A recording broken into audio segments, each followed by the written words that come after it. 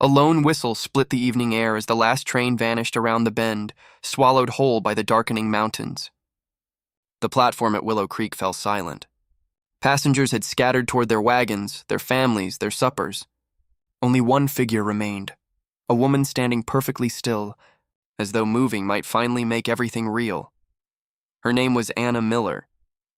Beside her sat a weathered brown suitcase, its latch broken, its contents humble, 2 plain dresses, a Bible with a cracked spine, and a bundle of letters held together by a strip of faded ribbon.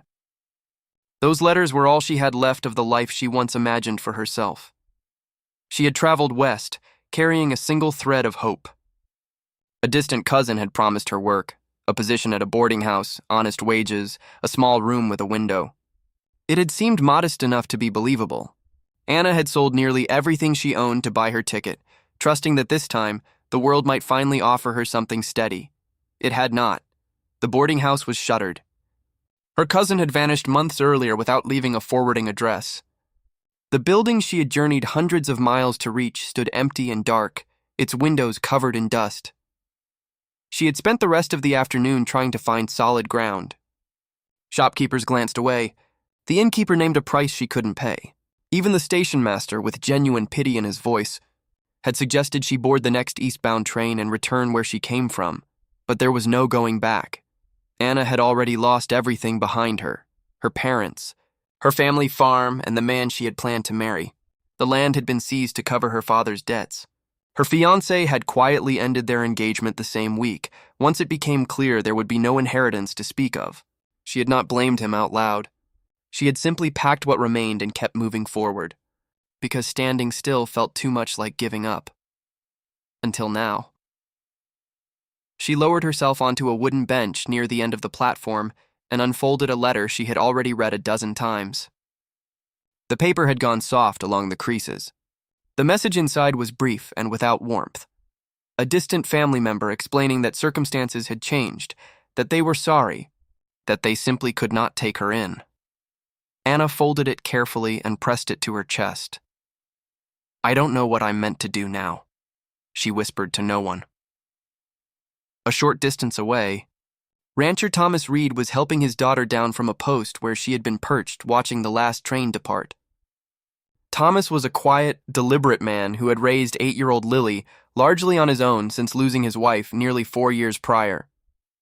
His daughter had become the whole shape of his life, bright-eyed, unhurried, and possessed of the kind of attention that most adults had long since trained out of themselves. Lily saw everything. As they turned toward their wagon, she stopped walking. Thomas paused. "What is it?" Lily was looking across the platform. "That lady over there," she said quietly. "She looks like she's waiting for somebody who decided not to come." Thomas followed his daughter's gaze. He saw Anna, her posture, the suitcase, the way she was staring at the empty tracks with the particular stillness of someone who had run out of next steps. He had a long ride home, and the sky was already bruising purple at the edges. Getting involved with strangers in a town like this could open doors he wasn't prepared for, but Lily was still watching. Thomas exhaled slowly, set his hat straight, and walked across the platform. He removed his hat before he spoke. "Evening, ma'am. Are you expecting another train this way?" Anna looked up. "No. Someone coming to meet you then?" She glanced toward the empty road leading out of town. "I was hoping," she said quietly. "But no," Thomas didn't push. He noticed her worn coat, the suitcase with the broken latch, the careful way she was holding herself together.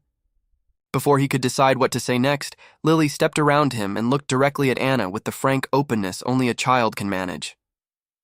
"Would you like to come home with us for supper?" Anna blinked. Of all the words she had heard that day, apologies, refusals, gentle suggestions that she leave, none had landed like those 7 words. "I wouldn't want to be a trouble to you," she said carefully. Lily tilted her head as though that response didn't quite make sense to her. "You can't be a trouble just for being hungry."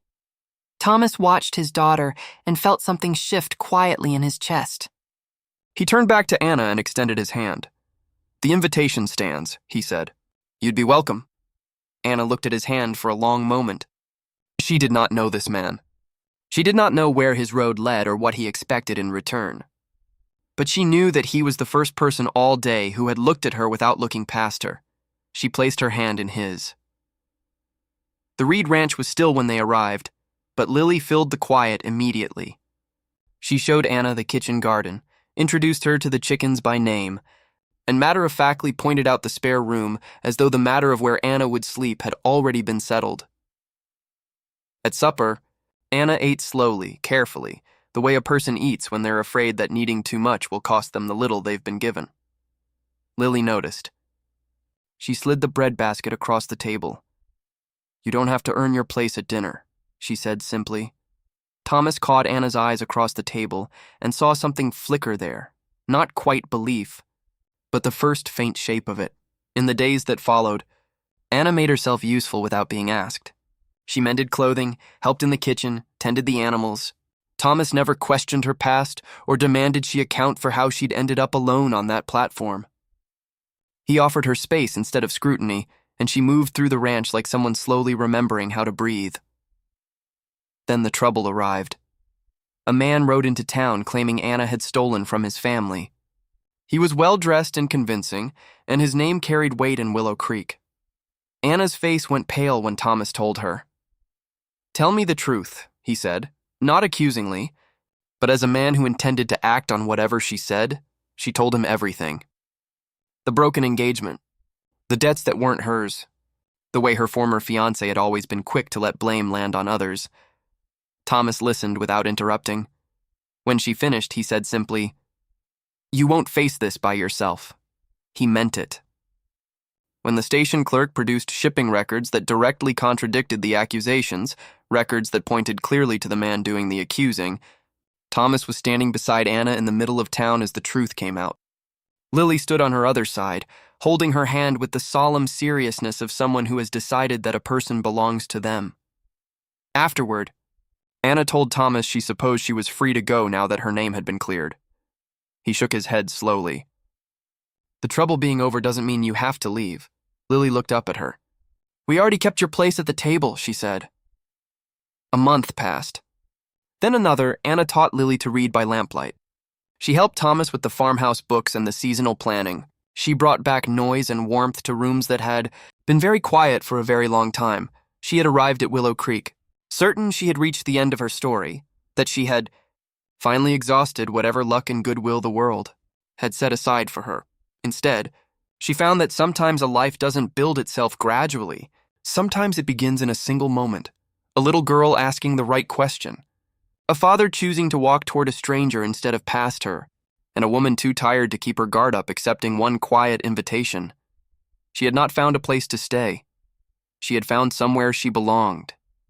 If you've never underestimated a small act of kindness, you've never watched one change a life. The open door matters. The extra chair at the table matters. Sometimes the person who looks like they're waiting for someone who isn't coming just needs one person to arrive. If this story stayed with you, please like, subscribe, and come back for more stories about courage, compassion, and the unexpected ways we find our way home.